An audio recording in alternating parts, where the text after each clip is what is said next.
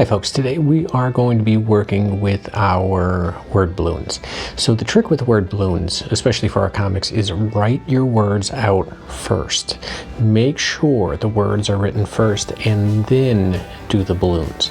So let me turn my camera around so that you can see some of the word balloons that we are going to use in making our comics. All right folks, so the first word balloon that we're going to do is going to be normal talking. Now with any of our word balloons, we want to make sure we write the words first. So let me write the words first so that you can see it, and then I'll draw the balloon around it. So with our normal, just let's say two characters are just having a conversation. Let's say it's this person right here. So they're just having a normal everyday conversation. The first thing we need to do is, and especially if there's more than one character, is point to who is talking. So the first thing we do is what's called the tail. The tail points and says, hey, who's talking? This person is talking. And then for normal, we go around nice and cleanly, and we make sure that we can read all of our words. If we're running right through these words, or we write a really small bubble and try to put words in there, you're not going to be able to see what you wrote.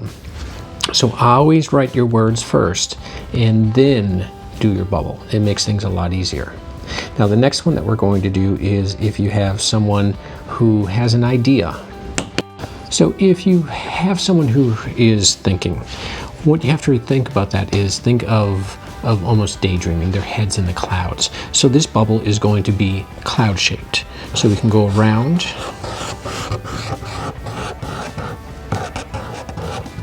Notice it's not connected to the person, not yet. And the cloud itself seems to be holding in whatever they're thinking about. So then, like our tail, the way it goes from big to small, we do a bigger and then smaller cloud. And then that way we can still go to the person who is talking. So that would be our idea. The next one is if someone is whispering. If you have someone whispering, you have to think about it as almost a deflated balloon. And so to have the balloon deflated, it would have a hole in it. So we start off the same exact way. We show who is whispering. So we start off with the same tail, but then when we go around, we want to make sure that there's holes in our balloon. That way we know that that person is the person who is whispering. Now, the next one that we're going to do is yelling. So when we have a character who's yelling, and this is a good example too, is if you have someone who has a lot of words, who is doing a lot of talking, then sometimes the space around them might be filled up, or there might be things like trees or other characters around them. So sometimes you have to do a longer tail, and a longer tail is perfectly fine as long as you're pointing to the person who is yelling. So I'm going to bring in this long tail so that I know that that's the person who is yelling. Now, if we look at the idea balloon or the thought balloon, notice the way it's curved in. Well, yelling is the opposite. It's going out. It's going to be showing, or it's kind of like they're telling everybody their idea instead of keeping their idea in place. So what I normally start with this is I'll come up and down. So I'll almost do rainbows, and then when I get to the top, I'll start doing frowns. It's almost like an explosion bubble, but it's not. It's still connected to the person. So this is our yelling balloon. We have a few more that we need. One of them is a narrator box, and a narrator box is great for filling in some details. So let me show you what that looks like. The narrator box tells us things like who, what, when, where, how come. Think of Star Wars. When the opening credits start rolling by, and they're telling you that in a long, long time ago in a galaxy far, far away. Well, that's their narrator box. They're filling in any gaps that you might have had in the story, so then you can enjoy the story more. Remember, you're going to know these characters. You are going to have all this information about the characters, but you have to explain to us what's going on. And the narrator box is kind of your voice. It's your chance to tell us what's missing.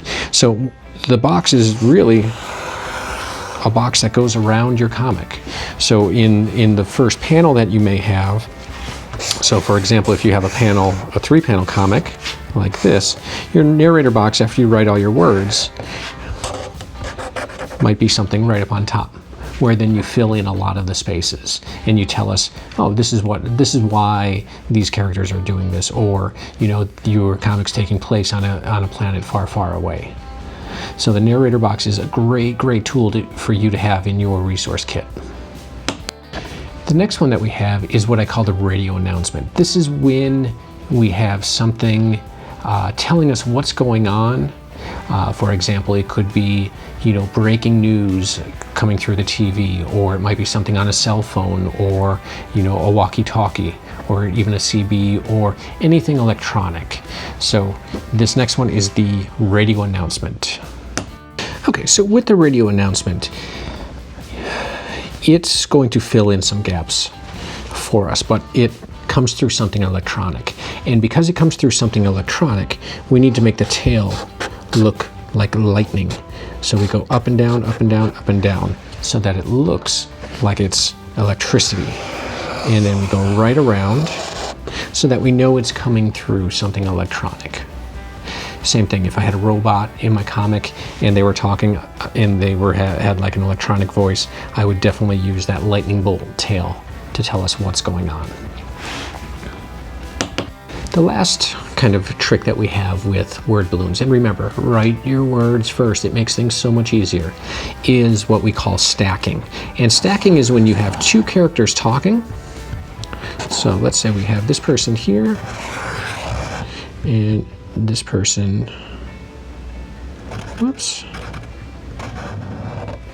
this person here, and we'll give them a smile like that, and we'll give them some hair, and maybe we'll put some hair on the side, we'll give them some ears. So we have these two characters who are going to be talking to each other. So the first person who talks is going to be, we want their words up really high in the comic. So let me get them started. They're going to start off by saying hi. So we have our first character saying hi, and notice we started really high up on the paper. That way we can fit in our whole conversation. Now the next person's going to say hi back to them because they're nice and polite.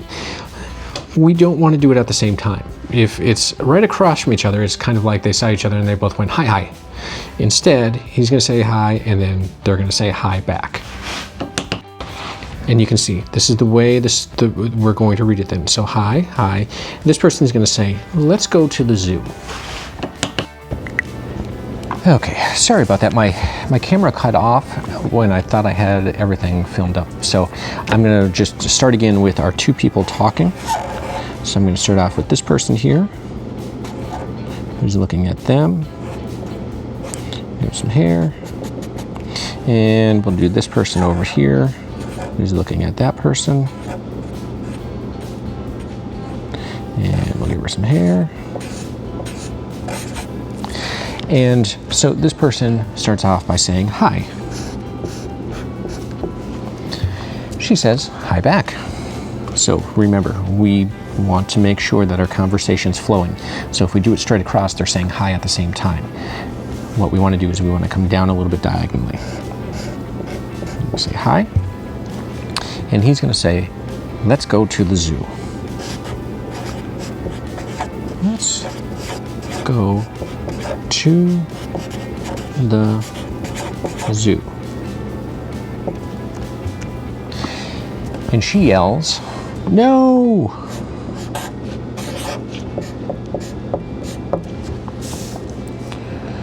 So he wants to figure out why. So he's going to whisper, why not?